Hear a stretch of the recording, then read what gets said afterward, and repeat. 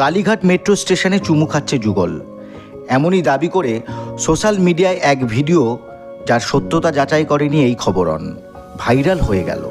বিষয়টি নিয়ে আপাতত মেট্রো কর্তৃপক্ষের তরফে কোনো মন্তব্য না পাওয়া গেলেও সোশ্যাল মিডিয়ায় রীতিমতো তরজা শুরু হয়ে গিয়েছে। ভিডিওটি কবে তোলা হয়েছে তা স্পষ্ট না হলেও পুরো বিষয়টি নিয়ে আড়াআড়িভাবে বিভক্ত হয়ে গিয়েছে নেটপাড়া। নেটিজেনদের একাংশ দাবি করছেন যে প্রকাশ্যে চুমু খেয়ে ঠিক করেনি যুগল। নেটিজেনদের অপর অংশের দাবি তাঁদের পাশে দাঁড়িয়েছেন। তাদের দাবি ভালোবাসা ছড়িয়ে পড়ুক।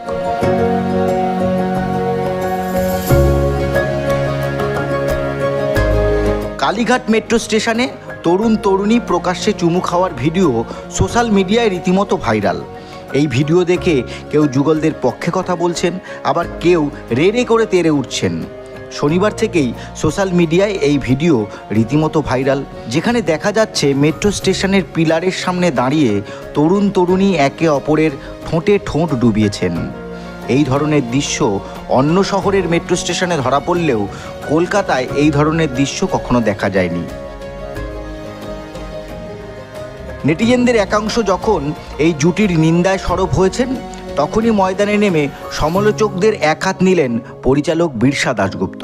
নিজের লেখার মাধ্যমে বহিঃপ্রকাশ করলেন অনুভূতির। অভিনেত্রী শ্রীলেখা মিত্রও সমাজ মাধ্যমে চুম্বনের সমর্থনে লিখলেন, বেশ করেছে চুমু খেয়েছে, ঘুষ তো আর খায়নি আপনাদের মতো। তবে এই চুম্বনের ভাইরাল ভিডিও নিয়ে নেট দুনিয়ায় লড়াই চলছে।